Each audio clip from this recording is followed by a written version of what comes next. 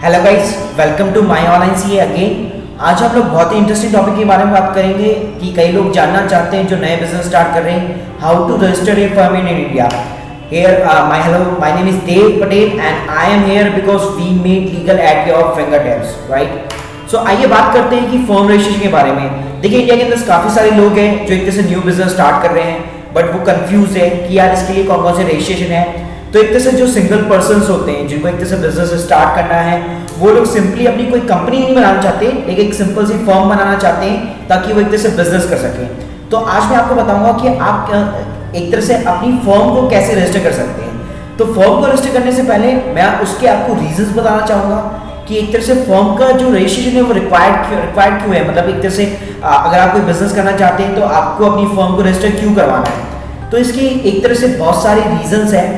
जो first reason है वो है that is about the create the legal entity. Let's suppose अगर आपको बिजनेस करना है तो आपको अपना एक ब्रांड नेम रखना पड़ेगा, राइट। और अगर आपको अपने ब्रांड नेम के नाम से बिजनेस करना है तो उसके लिए आपको अपनी फर्म को रजिस्टर कराना ही पड़ेगा। अगर आप अपने पर्सनल नाम से एक तरह से बिजनेस स्टार्ट करना चाहते हैं तो आप कर सकते हैं, उसमें कोई भी फर्म की रजिस्ट्रेशन की रिक्वायरमेंट नहीं है। लेकिन बेस्ट रहता है कि एक तरह से अगर आपको बिजनेस स्टार्ट करना है तो आपको अपनी एक फर्म का नाम देना पड़ता है और उसके लिए एक तरह से आपको एक सिंपली रजिस्ट्रेशन चाहिए होता है, राइट। जो सेकंड रीजन है that is about the saving bank account. देखिए, जब भी आप बिजनेस स्टार्ट करते हैं तो हमेशा आप अपनी सेविंग जो बैंक अकाउंट होता है उसके साथ में डीलिंग करते हैं, राइट। तो बेस्ट रहता है कि बिजनेस पर्पस के लिए आपको हमेशा एक करंट बैंक अकाउंट ओपन होना चाहिए। लेकिन बैंक वाले करंट बैंक अकाउंट तभी ओपन करते हैं जब आपकी फर्म ऑलरेडी रजिस्टर्ड हो, क्योंकि उनको एक तरह से रजिस्ट्रेशन सर्टिफिकेट चाहिए होता है जिसके बेसिस पे वो एक तरह से अपनी आपकी जो बिजनेस है उसके नेम पे एक करंट बैंक अकाउंट जो है ओपन कर सके। इवन इनकम टैक्स के पॉइंट ऑफ व्यू से देखिए तो आप सेविंग बैंक अकाउंट के साथ में ज्यादा डील नहीं कर सकते, राइट। तो आपको एक करंट बैंक अकाउंट ओपन करवाना ही पड़ेगा। थर्ड जो रीजन आता है वो आता है have to issue the invoice. देखिए, आपके बहुत सारे कस्टमर्स होंगे, आपके बहुत सारे क्लाइंट्स होंगे जो आपसे बिल मांगते होंगे। इवन आपको इंडिया के अंदर आपको बिजनेस स्टार्ट करना है या अगर आप ऑलरेडी कर रहे हैं तो हमेशा आपको एक तरह से इनवॉइस जनरेट करना ही पड़ता है, राइट। तो ऑब्वियसली है इनवॉइस जनरेट करने के लिए आपको अपनी फर्म के नाम से जनरेट करना पड़ेगा और उसके लिए आपको एक तरह से एक रजिस्ट्रेशन की रिक्वायरमेंट है। जो रजिस्ट्रेशन नंबर जो है वो इनवॉइस के ऊपर भी एक तरह से मेंशन होता है ताकि आपके कस्टमर एक तरह से उनको एक तरह से ट्रस्ट हो सके कि हाँ भाई एक तरह से जेन्युइन बिल है, पक्का बिल है, और एक तरह से वो खुद भी ऑनलाइन जाके चेक कर सकते हैं कि ऑलरेडी ये फर्म रजिस्टर्ड है कि नहीं। सेकंड थिंग आती है कि एक तरह से आजकल बहुत सारे बिजनेस हैं जो एक तरह से ऑनलाइन बिजनेस करना चाहते हैं तो उनको अपनी वेबसाइट पे पेमेंट गेटवे एक तरह से एनेबल करने पड़ते हैं, राइट। तो इवन जो पेमेंट गेटवे सर्विस प्रोवाइडर है लाइक पेयू मनी है, इंस्टामोजो है, सीसी एवेन्यू, तो ये सभी एक तरह से आपसे एक रजिस्ट्रेशन सर्टिफिकेट मांगते हैं जिसके बेसिस पे आपको ये पेमेंट गेटवे की सर्विस प्रोवाइड करते हैं। इसके साथ ही बिजनेस के लिए कुछ रजिस्ट्रेशन एक तरह से ऑब्वियसली मैंडेटरी रिक्वायरमेंट रहते हैं, तो उनको एक तरह से अप्लाई करने के लिए आपके पास में ऑलरेडी फर्म का एक रजिस्ट्रेशन होना चाहिए, राइट। मतलब एक तरह से सिंपली सर्टिफिकेट होना चाहिए ताकि आप दूसरे लाइसेंस के लिए एक तरह से अप्लाई कर सकें। तो यहाँ पे हम लोगों ने जाना कि एक तरह से क्या क्या रीजंस हैं जिसकी वजह से आपको अपनी फर्म को जो है एक तरह से रजिस्टर कराना चाहिए, राइट। तो इवन एक तरह से एडवांटेज क्या क्या है कि एक तरह से आपका अगर स्मॉल बिजनेस है, आपका एक स्मॉल स्टार्टअप है, तो इसके एक तरह से क्या क्या एडवांटेजेस हैं फर्म को रजिस्टर कराने के। तो सबसे पहला जो एडवांटेजेस है that is about the less costing. अगर आप अपनी सिंपली फर्म को रजिस्टर कराते हैं तो इसके अंदर बहुत ज़्यादा खर्चा नहीं आता, बिल्कुल लेस कॉस्टिंग आती है as compare to the private limited company और the other legal entity, right. जो सेकेंड रीजन है that is about the less taxation on the slab basis.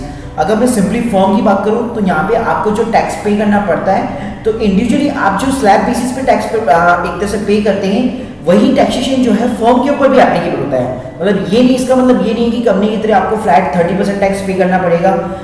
Even यहाँ पे आपको सिंपली जो आप इंडिविजुअली पे कर रहे हैं उसी हिसाब से एक तरह से आपको जो है टैक्सेस वगैरह पे करने हैं, राइट। थर्ड जो एडवांटेज है वो है easy to start and easy to close. एक तरह से आप कभी भी जो इस फॉर्म को स्टार्ट कर सकते हैं, कभी भी आपको बंद करना है तो आप इजीली बंद कर सकते हैं। इवन अगर आप कंपनी को एक तरह से चूज करते हैं तो वहाँ पे आपको अलग से वापस खर्चा करना पड़ता है अपनी फॉर्म को क्लोज करने के लिए। लेकिन सोल प्रोप्राइटरशिप में ऐसा नहीं है, आप सिंपली एक तरह से अपना सर्टिफिकेट जो है सरेंडर कर सकते हैं और अपनी फॉर्म को इजीली क्लोज कर सकते हैं, राइट। नेक्स्ट एडवांटेज जो है वो एक तरह से इसका सिंपल स्ट्रक्चर। मतलब as compare to private limited company या अदर में लीगल एंटिटीज की बात करूँ तो वहाँ पे स्ट्रक्चर बहुत ज़्यादा कॉम्प्लिकेटेड रहता है। लेकिन सिंपली फर्म के अंदर एक सिंपल सा 1% चाहिए होता है। लेट्स सपोज अगर आप जॉब भी कर रहे हैं और अगर आप बिजनेस स्टार्ट करना चाहते हैं तो आप अपनी किसी भी फैमिली मेंबर के नाम पे भी रजिस्टर करा सकते हैं, राइट। तो यहाँ पे आपको ये ध्यान रखना पड़ेगा कि जो लाइबिलिटीज है, जो बिजनेस की जो लाइबिलिटीज है वो उस पर्सन के ऊपर आएगी, मतलब उस प्रोप्राइटर के ऊपर आएगी, करेक्ट। इसके साथ में जो नेक्स्ट एडवांटेज है वो है that is about the less annual maintenance and the compliances. मतलब इसके अंदर बिल्कुल ही लेस कंप्लायंसेस है, आपको साल भर के अंदर सिर्फ इनकम टैक्स रिटर्न जो है वो फाइल करनी पड़ती है, प्लस आपने जो रजिस्ट्रेशन लिया होता है ऑलरेडी उसके रिगार्डिंग आपको एक तरह से रिटर्न्स कुछ फाइल्स करनी पड़ती है, राइट। तो सबसे पहले फॉर्म को रजिस्टर करने से पहले आपको ये जानना पड़ेगा कि मेरा नेचर ऑफ द बिजनेस क्या है, क्योंकि फॉर्म का रजिस्ट्रेशन इसी के ऊपर डिपेंड करता है। यस, तो बेसिकली आपको सबसे पहले पता करना पड़ेगा कि मेरा बिजनेस किस टाइप का है। तो यहाँ पे मैंने एक तरह से बिजनेस को दो कैटेगरी के अंदर एक तरह से डिवाइड किया है। First is that is about the service category and second is that is about the product category. तो जो सर्विस बेस्ड बिजनेस है वो एक तरह से आप ऑब्वियसली अपने कस्टमर्स और क्लाइंट को एक तरह से सर्विस प्रोवाइड करते हैं और उसके लिए एक तरह से अपना बिल जो है एक तरह से रेज करते हैं जिसमें आपका सर्विस चार्ज रहता है प्लस उसकी कॉस्टिंग रहती है, राइट। तो उसी तरह सेम अगर आप प्रोडक्ट के अंदर डीलिंग कर रहे हैं, लेट्स सपोज अगर आप रीसेलर है या फिर एक तरह से होलसेल के अंदर डीलिंग करते हैं या फिर रिटेलर है, राइट, तो सभी के अंदर एक तरह से आपको बिल जनरेट करना पड़ता है जिसके अंदर एक तरह से आपकी टोटल कॉस्टिंग मेंशन होती है, करेक्ट। सो भाई नेचर ऑफ द बिजनेस के बाद में एक तरह से अब मैं बात करना चाहूंगा कि किस टाइप के एक तरह से रजिस्ट्रेशन होते हैं जो फर्म के लिए रिक्वायरमेंट रहते हैं, राइट। तो सबसे पहले मैं आपको बताना चाहूंगा कि जो फर्म का है वो कोई सेपरेट जो है रजिस्ट्रेशन नहीं होता। यहाँ पर मिनिमम आपको एक टैक्स का रजिस्ट्रेशन या फिर एक शॉपिंग लाइसेंस होता है वो लेना पड़ता है। तो देखिए यहाँ पे तीन टाइप के एक तरह से डिफरेंट लाइसेंसेस हैं। पहला जो लाइसेंस है वो है that is about the shopping licence, second is the service tax registration and the third is the VAT and the CST registration, right. तो आइए चलिए इन सबके बारे में एक एक करके बात करते हैं। पहला जो है वो है शॉपिंग लाइसेंस। अब ये शॉपिंग लाइसेंस क्या होता है कि एक तरह से जो ऑफलाइन शॉपकीपर्स हैं जिनके पास फिजिकली शॉप है वो इस शॉपिंग लाइसेंस के लिए अप्लाई करते हैं और प्लस ये जो है अपनी लोकल म्यूनिसिपल जो पार्टीज होती है अपनी सिटी की वो एक तरह से इशू करती हैं, प्लस ये रिन्यूअल बेसिस पे होता है, प्लस ये नंबर ऑफ दी एम्प्लॉयज के बेसिस पे होता है। मतलब आपको एक तरह से बार बार रिन्यू कराना पड़ता है, प्लस अगर आप अपने एम्प्लॉयज को इंक्रीज करते हैं तो फिर आपको एक तरह से इसके अंदर अमेंडमेंट एक तरह से करना पड़ता है, राइट। और हर सिटी के अंदर और हर स्टेट के एक तरह से अपने अपने रूल्स हैं और रेगुलेशंस हैं। तो कई जगह एक तरह से ये ऑनलाइन है और तो कई जगह एक तरह से ऑफलाइन है और बहुत ज़्यादा कॉम्प्लिकेटेड भी है, राइट। तो मोस्टली एक तरह से जो प्रोडक्ट के अंदर डीलिंग कर रहे हैं या फिर जो सर्विस प्रोवाइड कर रहे हैं तो वो इसके लिए एक तरह से अप्लाई कर सकते हैं। नेक्स्ट जो रजिस्ट्रेशन है वो है that is about the service tax registration. तो सर्विस रजिस्ट्रेशन एक तरह से सारे सर्विस जो प्रोवाइडर्स होते हैं उनके लिए एप्लीकेबल होता है। यहाँ पे देखिए कई लोगों के माइंड के अंदर कंफ्यूजन होता है कि जब वो गूगल पे सर्च करते हैं अबाउट द सर्विस टैक्स या सर्विस टैक्स केवल उन्हीं के लिए एप्लीकेबल है जिनका turnover more than 9 lakh rupees है। लेकिन यहाँ पे मैं आपको बताना चाहूँगा कि जो एक तरह से फर्म वाले हैं जो सोल प्रोप्राइटरशिप फर्म वाले हैं वो स्टार्टिंग में सर्विस टैक्स के लिए अप्लाई कर सकते हैं। इसका मतलब ये नहीं है कि आपको सर्विस टैक्स पे करना पड़ेगा, इवन उसके बाद में भी आप एसएसआई की जो एग्जेम्पशन लिमिट है उसको एक तरह से आप एंजॉय कर सकते हैं। इवन ये बेस्ट सर्टिफिकेट रहता है एक तरह से करंट अकाउंट ओपन करने के लिए जो कि एक तरह से सेंट्रल गवर्नमेंट जो है वो डिपार्टमेंट जो उनका रहता है वो इशू करता है। प्लस इसके अंदर कोई रिन्यूअल्स नहीं है, एक तरह से वन टाइम कॉस्ट है। तो इजीली आप अपनी लीगल एंटिटी को एक तरह से as a service tax registration के थ्रू सर्टिफिकेट के थ्रू एक तरह से प्रूव कर सकते हैं और एक करंट अकाउंट को इजीली जो है ओपन कर सकते हैं, right. Third is that is about the VAT and the CST registration. अब ये क्या होता है, ये एक तरह से हर स्टेट गवर्नमेंट अपने जो प्रोडक्ट्स होते हैं उनके ऊपर एक तरह से टैक्स इम्पोज करता है। उसके लिए एक तरह से आपको वैट और सीएसटी रजिस्ट्रेशन लेना पड़ता है। तो हर स्टेट के एक तरह से अपने अपने रूल्स हैं।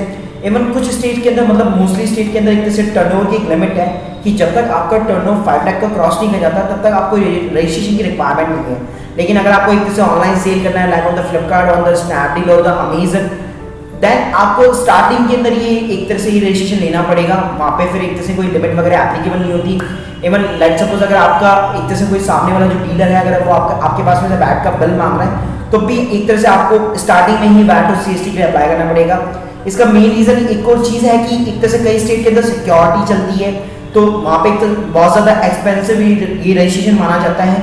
अगर लेट्स सपोज अगर आप सिक्योरिटी वगैरह प्रोवाइड नहीं कर सकते जो कि रिफंडेबल होती है तो आपको एक तरह से 2 गारंटर प्रोवाइड करने पड़ते हैं अपने रिलेटिव्स के अंदर, मतलब 2 गारंटर ढूंढने पड़ते हैं जिनके पास में ऑलरेडी उस स्टेट का वैट और सीएसटी रजिस्ट्रेशन ऑलरेडी हो।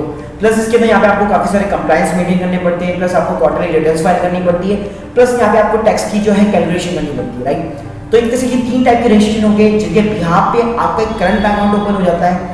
इवन जैसे मैं स्टार्टिंग में बता चुका हूँ कि फॉर्म रजिस्ट्रेशन का जो अल्टीमेट जो ऑब्जेक्टिव है वो है कि किसी भी तरह मैं अपने एक फॉर्म का जो है बैंक अकाउंट ओपन कर सकूँ, राइट। तो इन तीनों सर्टिफिकेट के बिहाफ पे आप इजीली जो है अपने करंट एक बैंक अकाउंट ओपन कर सकते हैं जो कि एक तरह से आपकी फर्म या फिर ब्रांड नेम पे होगा, राइट। तो अगर मैं समरी की बात करूँ तो देखिए यहाँ पे 3 तरह के लाइसेंस है, शॉपिंग लाइसेंस है, सर्विस टैक्स रजिस्ट्रेशन है and the VAT and the CST registration है। तो लेट्स सपोज अगर आपका सर्विस बेस्ड बिजनेस है तो आप जो है शॉप एक्ट लाइसेंस के लिए अप्लाई कर सकते हैं या फिर सर्विस टैक्स के लिए अप्लाई कर सकते हैं।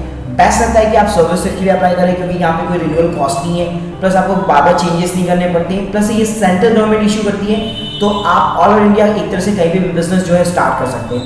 उसके बाद में लेट्स सपोज अगर आपका प्रोडक्ट बेस्ड बिजनेस है तो आप जो है शॉप एक्ट लाइसेंस के लिए अप्लाई कर सकते हैं और अगर आपका टर्नओवर की लिमिट जो है क्रॉस कर चुकी है तो उसके बाद में आप वैट और सीएसटी के लिए अप्लाई कर सकते हैं। लेकिन इवन जैसे मैं ऑलरेडी बता चुका हूँ अगर आपको ऑनलाइन बिजनेस स्टार्ट करना है तो अगर बेस्ट रहता है कि आप स्टार्टिंग में ही जो है वैट और सीएसटी के लिए अप्लाई करें, राइट। उसके अलावा अगर लेट्स सपोज कोई बंदा है या फिर एक तरह से कोई एंटरप्रेन्योर है जो स्टार्टिंग में ही सर्विस और प्रोडक्ट दोनों एक तरह से प्रोवाइड कर रहा है तो उस केस में आप जो है शॉप एक्ट लाइसेंस के लिए अप्लाई कर सकते हैं। फिर जैसे आपकी सर्विस वाली जो लिमिट क्रॉस होगी तो उसके बाद में आपको सर्विस के लिए अप्लाई करना है। फिर उसके बाद में अगर आपकी वैट और सीएसटी वाली लिमिट क्रॉस होती है तो उसके बाद आपको एक तरह से वैट और सीएसटी सर्टिफिकेट के लिए अप्लाई करना है, राइट।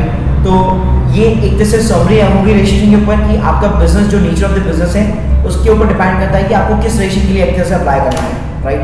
तो अल्टीमेटली अगर मैं समरी की बात करूं तो सबसे पहले आपको एक nature of the business choose करना पड़ेगा कि मेरा नेचर ऑफ द बिजनेस क्या है और उसके बेसिस पे आपको एक प्रॉपर रजिस्ट्रेशन के लिए अप्लाई करना पड़ेगा और एट दी एंड आपको एक करंट बैंक अकाउंट के लिए एक तरह से ओपन करना है जो आपकी फर्म के नेम पे होगा, आपके ब्रांड नेम पे होगा, जो इन सर्टिफिकेट के बेसिस पे एक तरह से आप ओपन कर सकते हैं, राइट।